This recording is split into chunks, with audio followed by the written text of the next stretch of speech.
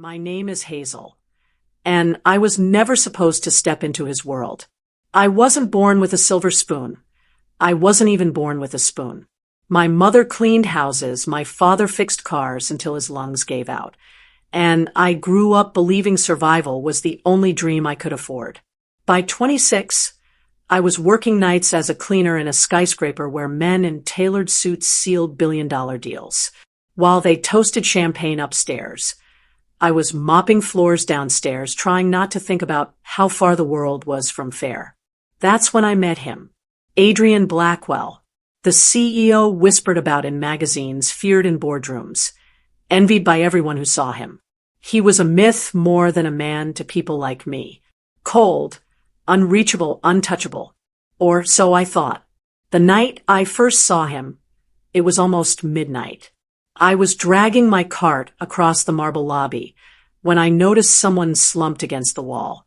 His suit was perfect, but his face was pale, slick with sweat, his jaw tight like he was fighting for air. I froze, mop in hand.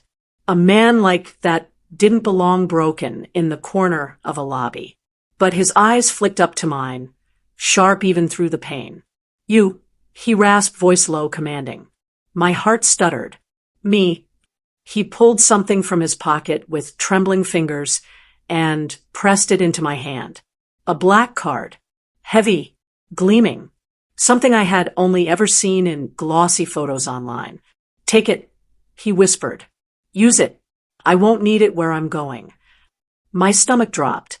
"Sir, I think you need a doctor." "No."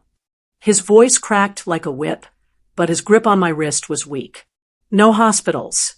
No doctors. Promise me." I didn't know what I was promising or why, but the desperation in his eyes pinned me in place. And so I nodded. That night, I half carried, half dragged Adrian Blackwell into the penthouse I'd only ever dreamed of seeing. Glass walls with a view of the city. Art that probably cost more than my entire building. But all of it felt hollow, because in the center of it was a man gasping for life.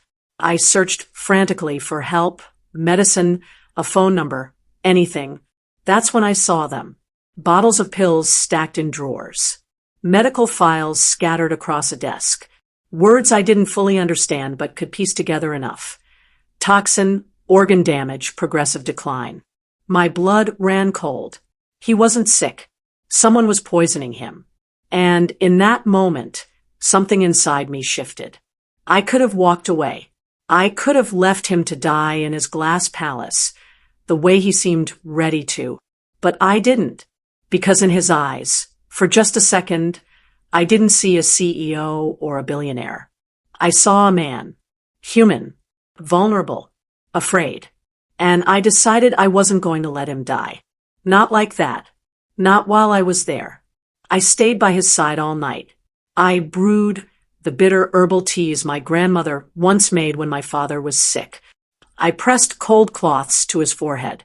He fought me, muttering through half-consciousness that I was wasting my time, that death was already written into his veins.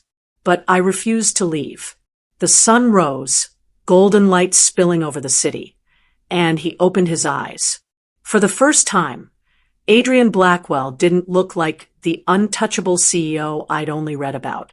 He looked like a man on the edge of surrender, staring at a girl who refused to let him fall. And that was the moment everything changed. Because he thought I was nobody. Just a cleaner. Just another face he'd forget by morning. But he didn't know yet. I was the one thing he needed most. I didn't sleep that night. Every sound in the penthouse echoed like a warning. The hum of the refrigerator, the ticking of an expensive clock on the wall, even Adrian's shallow breathing. I sat curled up on the couch, his black card clenched in my palm, staring at a man who looked like he was being eaten alive from the inside. By morning, I had made a choice. If he wouldn't let doctors near him, then I would become the doctor he never asked for. The first thing I did was dig deeper. I knew I was crossing a line, but survival doesn't wait for permission. I searched his desk, his drawers, even the trash bin tucked under his desk. The medical files were terrifying. His body wasn't failing naturally, it was being attacked. Slow poisoning. Exotic compounds I couldn't even pronounce. Whoever had done this wanted him to die quietly, gradually, until one day his heart simply gave up. I should have run. I should have handed the card back, thanked fate for giving me a glimpse of his gilded cage, and walked away before I got caught up in something bigger than myself. But the memory of his hand clutching mine, the fear in his voice when he said no hospitals, no doctors, it haunted me. So I stayed. When he woke up, his voice was hoarse, but his eyes were sharper. "Why are you still here?" he asked. I swallowed. "Because you're dying." A faint, humorless smile tugged at his lips. "I've known that longer than you think." I wanted to shake him. How could a man like him, powerful, rich, feared, just accept death like it was a scheduled meeting? "You don't get it," I told him, my voice trembling. "Someone's doing this to you. This isn't fate. This isn't random. This is murder." His eyes flickered, a shadow passing over his face. But then, just as quickly, his expression hardened into that CEO mask everyone must have known. Cold, distant, unshakable. "Leave it alone," he said flatly. "Take the card. Live a better life. Forget you ever saw me." That should have been my exit. But instead, I leaned closer.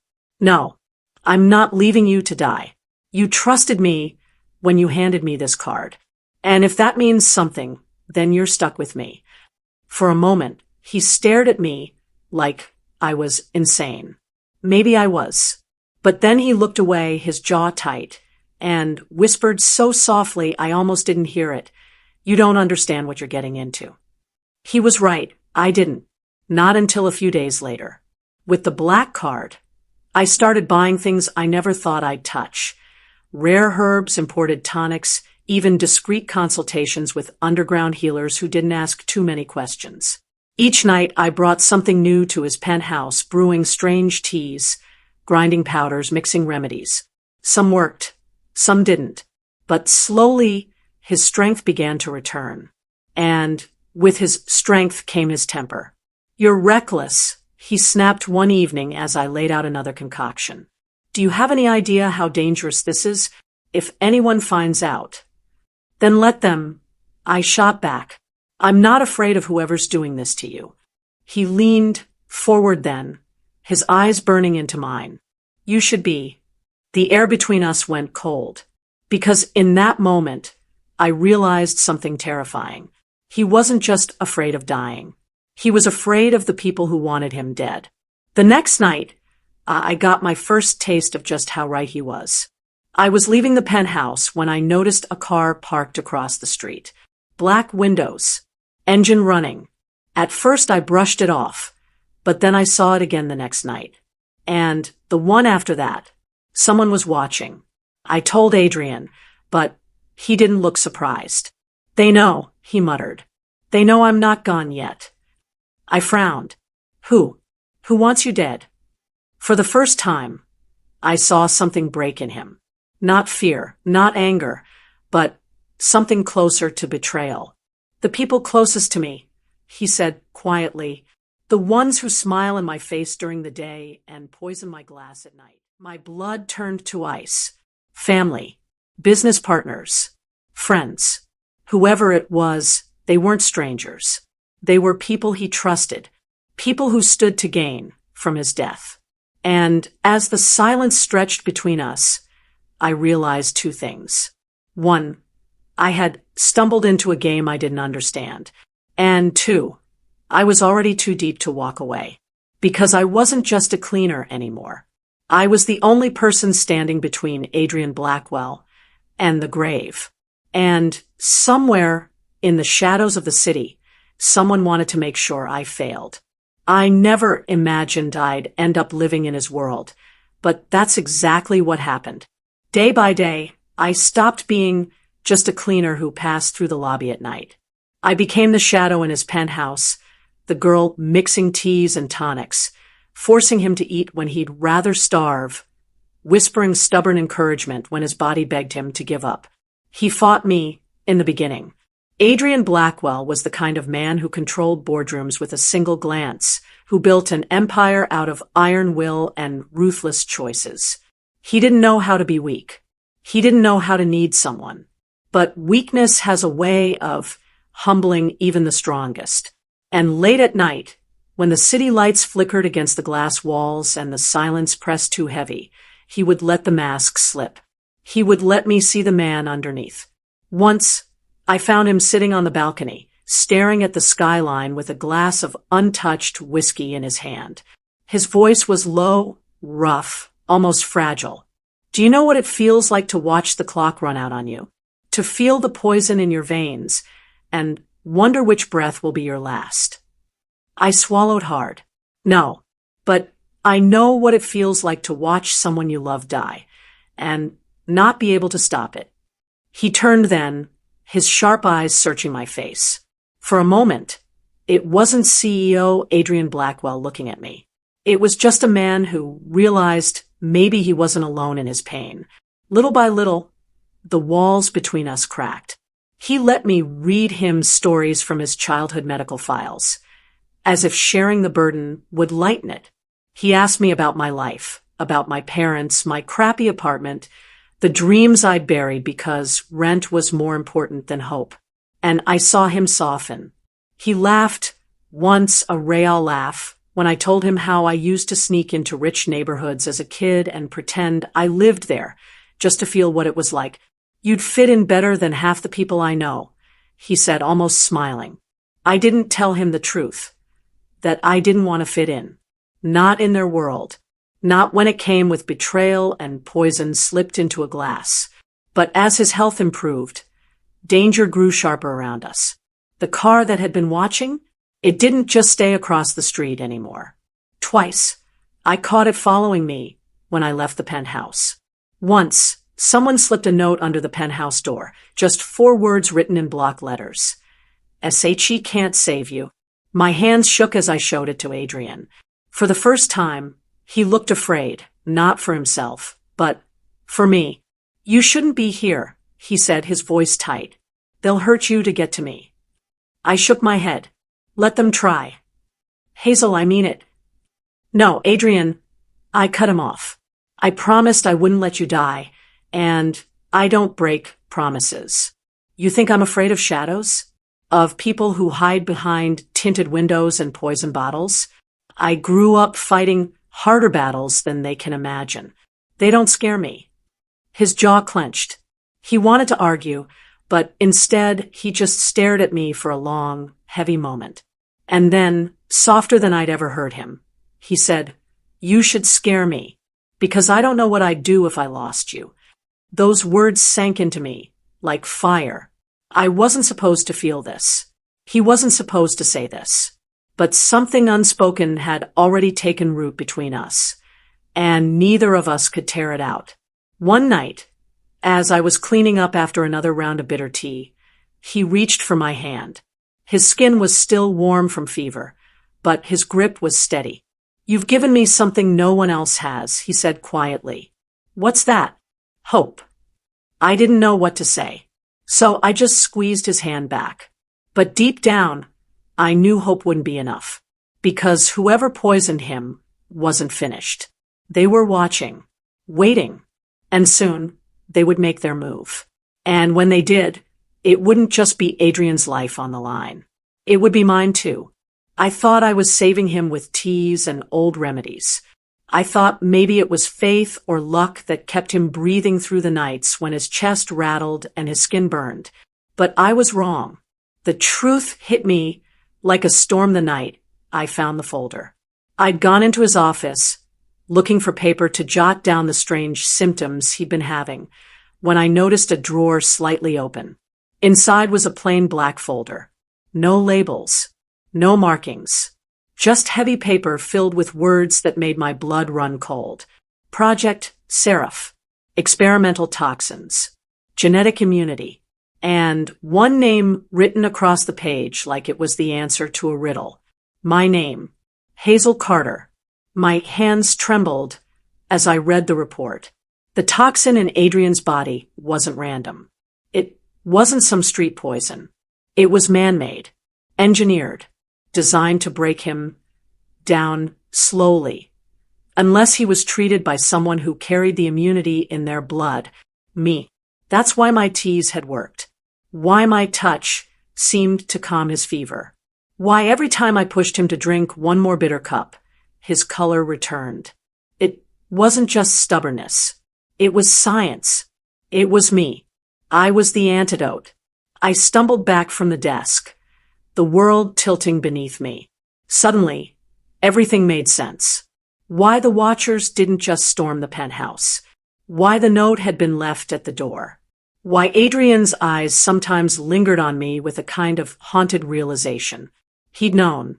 Maybe not from the beginning, but he'd known long before I did. I confronted him that night. He was sitting on the edge of the bed, his shirt unbuttoned, his body still weak but stronger than it had been in weeks. "You knew?" I whispered, holding the folder in my shaking hands. His face paled. And for once, the great Adrian Blackwell didn't have a ready answer. "You knew I was the antidote." He closed his eyes, his jaw clenched tight. "I didn't want you to find out this way." My heart cracked. This whole time, what was I to you, Adrian? A cleaner? A caretaker? Or just a cure? He stood then, unsteady but determined, and took the folder from my hands. "At first, I thought that's all you were.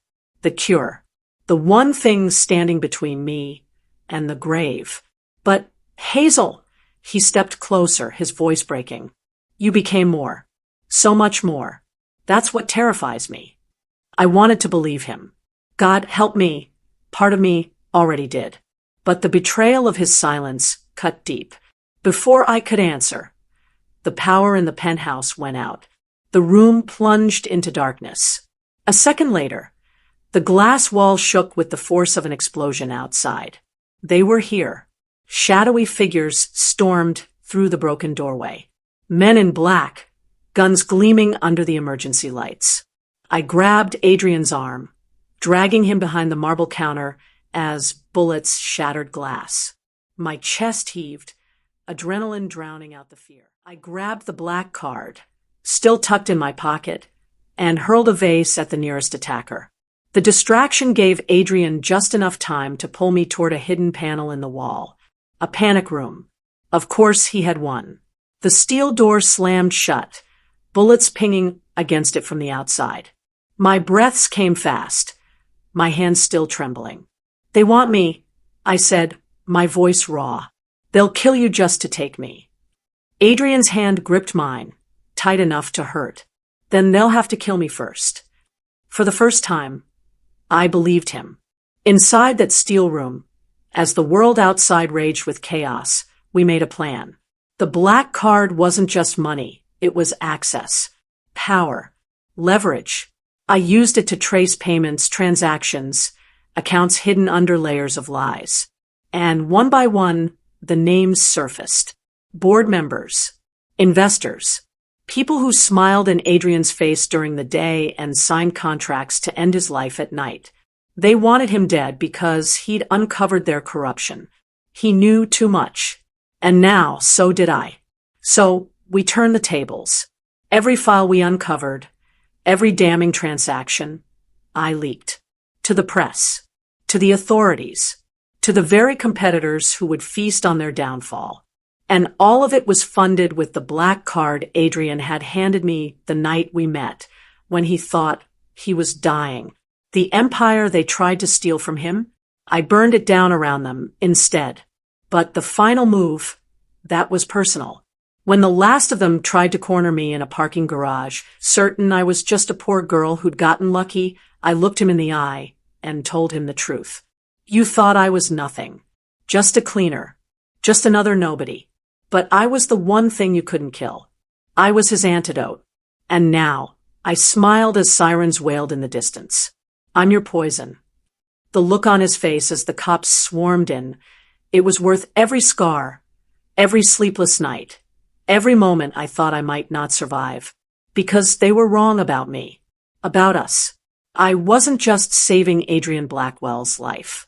Together, we were ending theirs. The first time I stepped out of the panic room after the chaos, the city was quiet, almost unreal. Smoke curled from the penthouse terrace where the attacker's car had exploded. Sirens faded into the distance. And for the first time, Adrian and I could breathe. He looked at me, really looked at me, and I saw something in his eyes I'd never seen before. Awe, respect, gratitude, but most importantly, trust. Not for the CEO I'd first met, not for the powerful man who owned towers and accounts, but for the man who had survived, and the woman who refused to let him die. He began, voice low. You did all this for me. I shrugged, tired but steady. No, for both of us. You wouldn't survive without me, and I wouldn't forgive myself if I let them win. He exhaled slowly, finally relaxing in a way I didn't think he ever could. Hazel, I cut him off with a small smile. Don't. Just live. That's enough for now. In the weeks that followed, the world changed, but not in the way most people expect. Adrian regained his health fully, but the empire that had been his playground was gone. Rebuilt, restructured, and I wasn't just the cleaner anymore. I had access, power, and leverage. But I didn't crave revenge for revenge's sake. I craved justice. And I'd given it carefully, ruthlessly, and perfectly. Adrian and I didn't immediately fall in love like in the movies. No. First we rebuilt trust, one quiet moment at a time. We learned each other's fears, quirks, and strengths. I discovered a man who had been trapped by expectations, poisoned by greed, and haunted by betrayal, yet capable of vulnerability, humility, and laughter. And he discovered me, Hazel Carter, the girl who had scrubbed floors for pennies, the girl who became his antidote, the girl who refused to let anyone, not even death or power, control him. Months later, we walked past the city streets, where I had once pushed a mop cart alone, where people ignored me, where the world had seemed impossibly large and cruel. Now, the same streets looked smaller, quieter, almost welcoming. The night air smelled like freedom. I still can't believe it, Adrian said, slipping my hand into his. You saved me. You saved yourself. And somehow you saved us both. I laughed softly, leaning against him. Don't thank me yet. You have a long life to live, Mr. Billionaire. And I'm going to make sure you do it right. Because that was the truth. Life had given us a second chance, not just at survival, but at purpose, power, and love. But the most important lesson I carried was simple. Never underestimate the person you think has nothing. Sometimes, the smallest hand can hold the greatest power. And sometimes the person who cleans the floors is the only one who can save the world. I am Hazel Carter. I was poor, overlooked, underestimated. And now, I am unforgettable.